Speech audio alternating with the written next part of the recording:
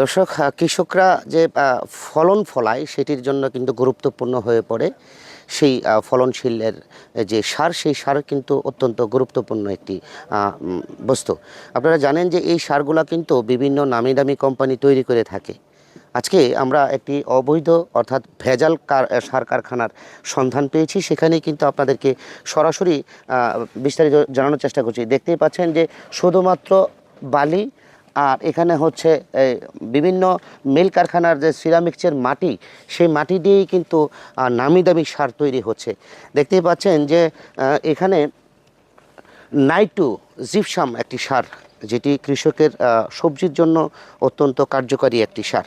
এই সার কিন্তু এখানে অবৈধভাবে তৈরি হচ্ছে এবং প্যাকেটের পর প্যাকেট অর্থাৎ শতে শতে প্যাকেট কিন্তু এখানে তৈরি হচ্ছে। এখানে যতগুলো কাঁচামাল আপনারা দেখছেন সবগুলোই কিন্তু এই সার প্যাকেট করা হবে এবং এইখানে শুধুমাত্র মাটি দিয়ে শুধু সার তৈরি হচ্ছে। এখানে আর কোনো ধরনের কোনো কেমিক্যাল একেবারেই নেই। এই যে দেখেন, শুধুমাত্র সার দিয়ে কিন্তু এই যে এই সকল ধরনের কৃষকদের সাথে প্রতারণা করা হচ্ছে। আর এই মাটিগুলো আসে আমাদের বিভিন্ন সিরামিক্স এবং টাইলস যে কোম্পানিগুলো রয়েছে সেগুলো থেকে ভাঙাচোরা যে টাইলস থাকে সেগুলো কিন্তু তারা পাউডার করে এই সারগুলো উৎপাদন করে থাকে। এই যে দেখেন, এখানে প্যাকেটের গায়ে লেখা আছে আমদানিকারক ও বাজারজাতকারীর ন্যাশনাল ফার্টিলাইজার, উত্তরা, ঢাকা, বাংলাদেশ। এটা কিন্তু গাজীপুরে। অর্থাৎ এই যে প্যাকেটটা, এই প্যাকেটটা হচ্ছে নকল। এটা 10 কেজি সারের একটি প্যাকেট, এটি একেবারেই নকল। এটা উত্তরা ঠিকানা দেওয়া থাকলেও এটি কিন্তু গাজীপুরে অবস্থিত এবং এই জায়গাটির মধ্যে এই যে একেবারে রান্নাবান্না করার জন্য পরিত্যক্ত একটি জায়গায় খোলা আকাশের নিচে কিছু অসাধু ব্যক্তি তারা একেবারে বাড়ি থেকে কাপড় চাপড় এখানে নিয়ে এসে তারপরে এই যে ভেজাল যে সারগুলো তৈরি করছে এবং কৃষকদের সাথে কিন্তু প্রতারণা করছে। এইখানে শুধুমাত্র মাটি, কিচ্ছু নাই।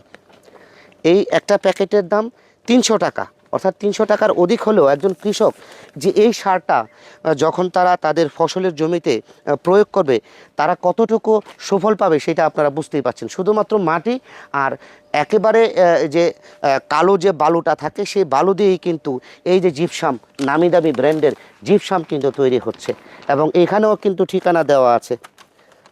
এই যে এখানে ঠিকানা দেওয়া আছে দক্ষিণ খান, উত্তরা, ঢাকা। অথচ এই ভেজাল সারটা কিন্তু এইখানেই তৈরি হচ্ছে।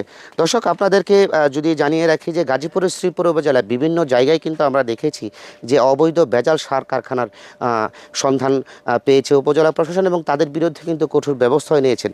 এই যে দিনের পর দিন অবৈধ ভেজাল সার কারখানার অসাধু ব্যক্তিরা তারা এই সার তৈরি করে কৃষকদের ব্যাপক ক্ষতি করছে, অবশ্যই তাদের বিরুদ্ধে আইনানুগ ব্যবস্থা গ্রহণ না করলে ভবিষ্যতে কিন্তু কৃষকরা তাদের কষ্টার্জিত যে ফসল সেটিতে কিন্তু তারা বঞ্চিত হবে। গাজীপুর আছে সর্বশেষ তথ্য। Ramzan Ali Rubel, Asian television.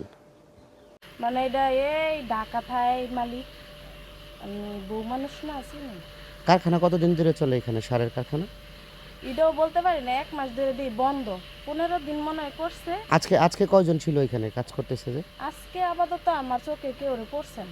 এই যে এখানে প্যাকেটগুলো কারা করছে সারের এখন প্যাকেট? রাত্রে করছে, হারা রাত্রে কাজ করে। এখন বলতে পারি না, দিনে কাউরে দেখছি না। 47/2 দক্ষিণ খান, উত্তরা, ঢাকা, কিন্তু তৈরি হচ্ছে শ্রীপুরে। শ্রীপুর না, এটা গাজী করা যাবে না।